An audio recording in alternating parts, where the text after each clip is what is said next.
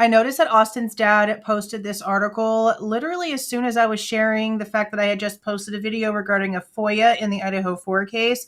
So I instantly clicked on it, gave it a read, and I'm really impressed by the fact that they're being honest about how not okay this is. And it was definitely something I felt that needed to be shared.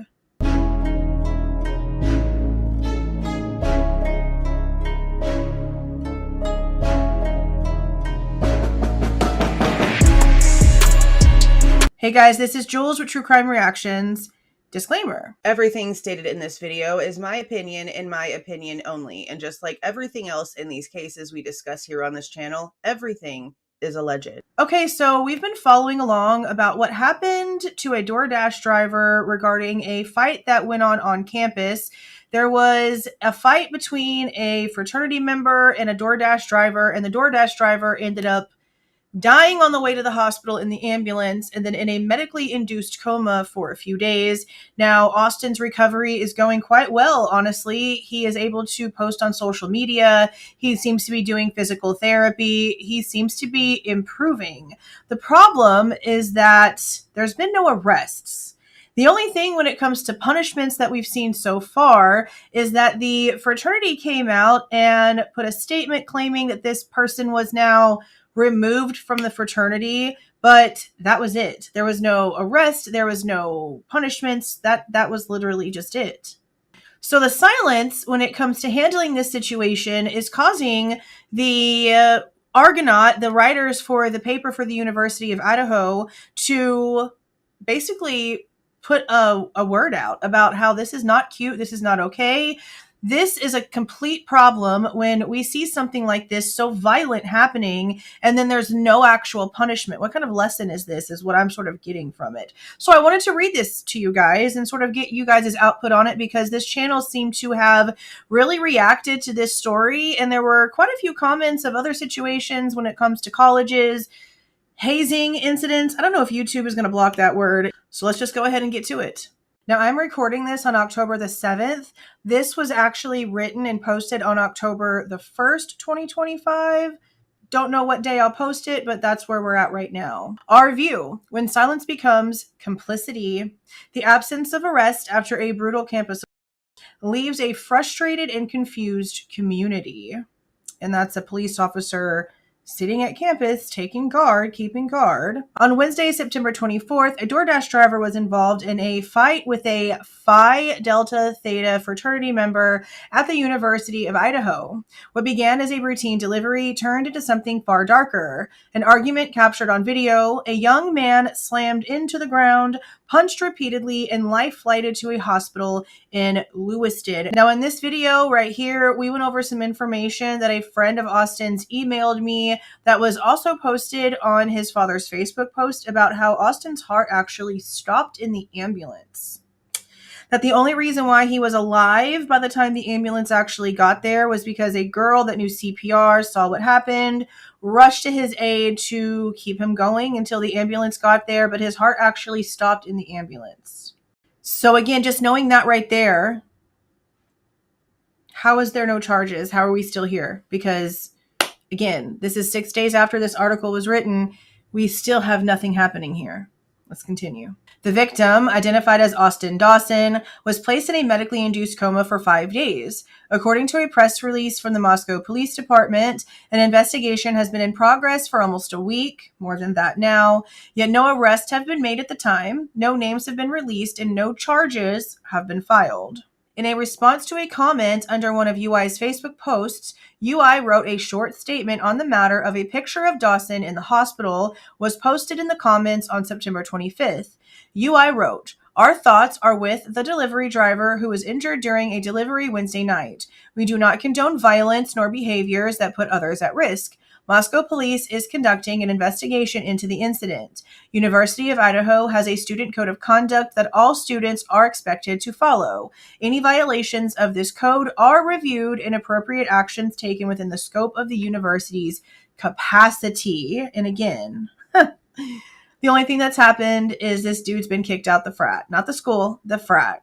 Phi Delta Theta found itself in the middle of the incident and acted decisively. The national office removed the student from membership and stated that violence does not reflect their values. The fraternity is working with the UI chapter to investigate the circumstances surrounding the incident and determine next steps, which again, that's it. That's all they've done. MPD confirmed an investigation is ongoing, but nearly every detail beyond that has not been released. There is no official timeline for when the public should expect justice to be served. For a case that has been the talk of the campus and the community, more assurance that MPD is doing something are expected. Yeah, but they haven't learned their lesson, have they? In 3 years. They haven't. In their press release, MPD stated, denied many online rumors that were circulating regarding the incident. They reminded the public they are the only source of vetted, accurate information. And for that, I said, yeah, okay. While this may be true, being the only source of information comes with the responsibility of providing it. Silence in the face of an outraged community doesn't reassure anyone. If the MPD wants to stop people from pursuing their own form of justice, then the community needs more information. Yes, they do. Like, something actually happening. This incident mirrors that of 3 years ago when 4 UI students were murdered: Madison Mogan, Kaylee Consalvis, Ethan Chapin, and Xander Kernodle. The police released extremely limited information to the public for more than a month following the homicides, which frustrated many people on campus and in the community. And again, they haven't learned their lesson, and it's been 3 years. That's wild. Once Bryan Kohberger had been arrested on December 30th, 2022, significant case information became available and people's fears about the safety of Moscow began to be appeased, sort of. In retrospect, the silence was necessary for proper investigation to be conducted without tipping off the suspect and allowing them to evade authorities for longer. If such methods are being used currently, the Argonauts still request acknowledgement of the strategy from MPD. That's not what's happening. That's just not what's happening. See, in the Kohberger case, Moscow didn't do anything. Moscow got information from the FBI regarding who their suspect was, and until December 19th of 2022, they had never heard of Kohberger ever in the entire investigation. That's in a transcript from a closed session that happened in January, that the transcript came out, and that's the conversation that was had between Bryan Kohberger's defense attorney, Ann Taylor, and the lead investigator on the case at the time, Brett Payne, who was the lead investigator at the time, no longer works for MPD, but was the lead at the time.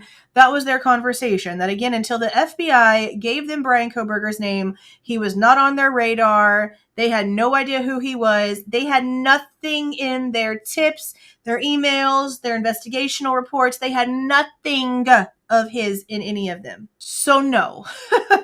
If MPD is being quiet now when everything is on camera, then there's no reason for it other than the fact that they're literally not going to do anything. I mean, these two things could not be more apples and oranges. Let's be serious. While UI has released a public response in the matter, a reply to a Facebook comment is a far cry from an official statement. Yeah. No one from the university has spoken to the campus or the public about it. The dean of students hasn't even sent out an email. With that radio silence comes the uncertainty of whether the individual responsible will face any significant consequences. I don't think they will. I think that's exactly what it means. I think it's going to end up something that ends up being civil, and there's going to be some reason why they give for there not being an arrest. I'm watching it. Let's see what they do. When a fraternity is moving faster and taking more responsibility than the university and the police, it leaves students and everyone involved confused and wondering what's next. Now, that is very similar to the Idaho 4, because before the police could even really figure out what to say, what to do, what to think, the university was sending out vandal alerts. And in the footage that I've been currently editing and getting ready for a live review of for Warner, who was second on scene, you can literally hear him and another officer discussing how the university basically jumped the gun, sending out alerts. Oh, did the university send something out? Is that why all of a sudden everyone's crying and freaking out?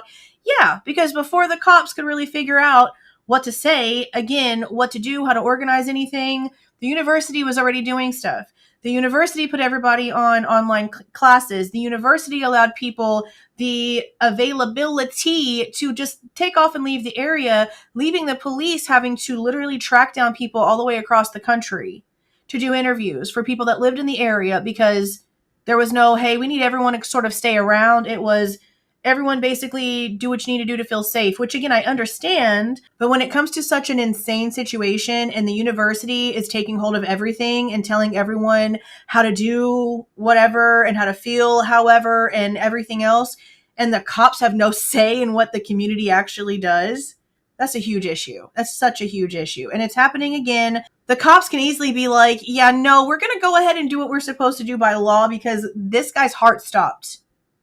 Again, let's not forget that. This guy might be doing better now, but his heart stopped in the ambulance on the way to the hospital. How are we going to just ignore that? We should not celebrate the fraternity for doing what should have been done anyway, but the absence of law enforcement and university response sets a concerning precedent from those who are supposed to serve and protect. Yes, it does. Law enforcement should uphold laws and give consequences to those who break them. The university should uphold its code of conduct and give consequences to those who violate it. When a young man is beaten to the point that he must be put in a medically induced coma, the bare minimum expectation is that all three of the organizations involved demonstrate urgency equal to the crime's gravity. And again, heart stopped on the way to the hospital. Okay. In the month leading up to Kohberger's arrest, many college students were fearful about a potential murderer still being on campus. We're going to skip over that statement for now. Once again, there is a fear about the safety of campus. If students can walk around at night or food delivery drivers are able to do their job without being, and we know they order food late apparently because Molly the DoorDash driver was hopping around the neighborhood at 4 o'clock in the morning. And even though it sounds crazy, I've had food delivered that late in my area that I'm at now, in the area that I moved here from about 2 years ago. So I understand they operate that late. So I agree. All this crazy stuff happening, it goes back to something that we had originally heard from one of the drivers that we heard about in this case, saying something about how it's a dangerous type area, so they don't like to stick around there. And we've also heard several different instances of people's doorknobs being, jiggled, trying to be opened. We also know that other fights have broken out, that other situations at the college have freaking happened, that people have gone outside and their cars had been messed with and their clothes had been rearranged and stuff had been taken. There's been lots of things, including like people attacking people on bike paths. This is not a safe area whatsoever. So it's wild to me that in so many of these interviews, including with Dylan Mortensen in the Idaho case, she says nothing happens in Moscow. And we hear that so much from so many of the college people in that scenario. Nothing ever happens in Moscow. Nothing ever happens in Moscow. It really makes you wonder how much of this kind of stuff really gets suppressed by the locals to the people that actually go to the college and come in and out of the area, for them to have that mindset as a group. It's wild to me. Okay. The current track record demonstrates that there will be no resources provided to victims of violent crimes. What the fraternity did is the bare minimum of damage control, not justice, which should rest on law enforcement, not a public relations team. Yeah, no joke. The MPD and UI must break its silence and show the Moscow community that they are doing more than waiting. When the message is that a fraternity enforces accountability faster than the police, the entire system is broken. Yeah, and it's been like that for a long time. Now, again, that portion was recorded on October 7th, 2025. I'm recording the ending on October 9th of 2025. I already planned on leaving the way the university felt as a subject to be discussed and paid attention to on its own, because this is a community full of people that are technically still a little unstable on their own when it comes to adulting correctly, as we've seen. So for there to not be more safety measures, for there to not be more accountability in this situation, again, it's been 3 years and it doesn't seem like there's been a lesson learned. There is another article in a news piece I wanted to go over that gives a little bit more information and has some more information from the family about how Austen is improving. Again, he's in physical therapy. He's able to communicate. He's been on Facebook thanking everybody for keeping everything very much in the public eye, keeping him in y'all's thoughts and prayers and making sure that the story gets out there because, again, where's the accountability? So far, all we've seen is this guy get kicked out of the fraternity, nothing else. And let's not forget the most ridiculous portion of this whole thing. Austen's heart stopped on the way to the hospital. He was technically dead for a minute. And there hasn't been any charges yet. That's insane. But the reason why I'm going to go ahead and slap this ending on here before posting it tomorrow on October the 10th is because as of today, the 9th, MPD has apparently wrapped up their investigation. And now it's up to the DA's office to see what's going to happen. So I'm assuming that at this point, they've spoken to Austen. Maybe he started remembering something. I know that originally his father was posting on Facebook about how he was having memory issues and he wasn't really sure what happened. He didn't understand what had gone down. Maybe that's changed. Normally, that is something that progresses as somebody becomes more alert, more awake. Everything sort of starts balancing out and they can start remembering things. So again, I'm assuming that has happened and now everything is with the DA. I went to check Austen's Facebook page this morning. I'm now recording this little snippet on October the 10th of 2025. I probably sound funny. I have some teeth whitening strips in, but anyway, this actually shows that the article about the situation with the Lewiston Tribune came out on October the 8th. So the day before this article, but Austen is sharing it on his Facebook page claiming he's yet to speak to the police. And again, that was on October the 8th. He shared it again yesterday on October the 9th, saying, keep sharing that I have not made a statement. They're going to try to sweep this under the rug. And then basically, as of 13 hours ago, the last post says he's stepping away from social media for a while. I can imagine he's pretty upset that there's nothing happening right now. Again, it's been 2 days. And at the time that I'm recording this, there's still no charges, no word from the DA.